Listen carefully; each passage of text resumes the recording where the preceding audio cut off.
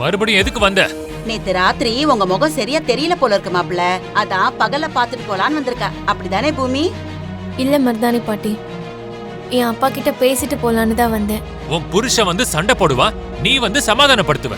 இதுக்கு மேல நமக்குள்ள என்ன இருக்கு நீங்க நீ பேச வந்திருக்க?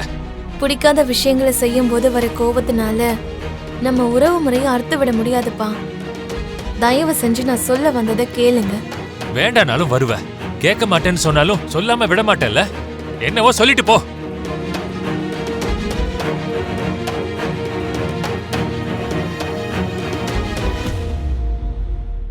இன்னைக்கு என் தம்பி சிவாவுக்கும் பூர்ணிக்கும் நிச்சயதார்த்தம் வச்சிருக்கோம். இந்த விஷயத்தை உன் புருஷன் நேத்து ராத்திரியே சொன்னானே, திரும்பவும் நீ வந்து எதுக்கு சொல்ற?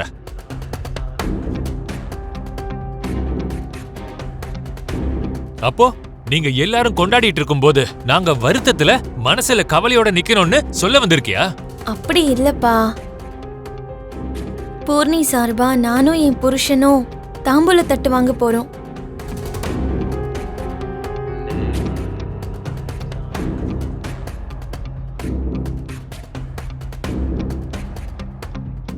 சிவா சார்பா தாம்பூல தட்டை வாங்கறதுக்கு என்ன வளர்த்தவங்க இந்த உலகத்திலேயே இல்லை.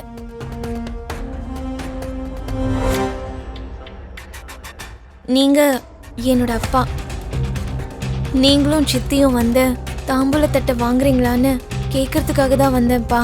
உனக்கு எவ்வளவு தைரியம் இருந்தா இப்படி ஒரு வார்த்தையை கேட்ப? என்னோட எதிரிய காதலிச்சு கல்யாணம் பண்ணிக்கிட்டு இந்த வாசலை தாண்டி போனப்பவே நீ என் மகளே இல்லைன்னு நான் முடிவு பண்ணிட்டேன்.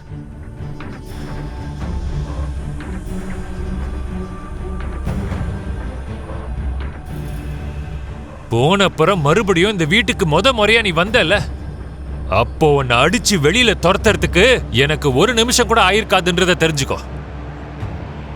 ஆனா நான் அப்படி ஏன் பண்ணலன்னு தெரியுமா? அதோ அவளாலதான், அவ வயித்துல பிறந்த காரணத்தால விட்ட.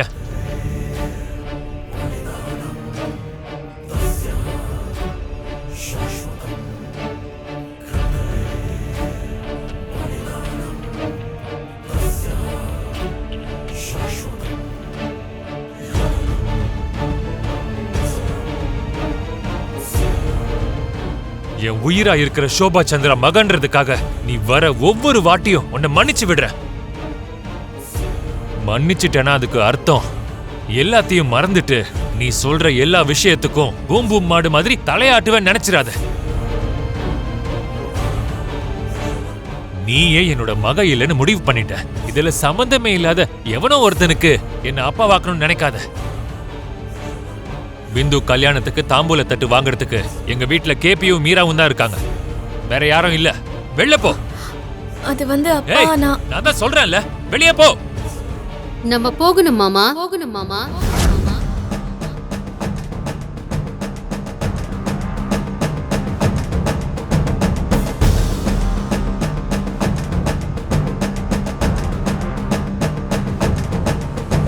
நீ என்ன பேசுற அபூர்வா? இந்த பூமி என்ன கேக்குறான்னு தெரியுமா உனக்கு? நான் எல்லாத்தையும் கேட்டேன் மாமா. என்னதான் வேண்டான்னு நினைச்சாலும் பூமி உங்க மகதானே.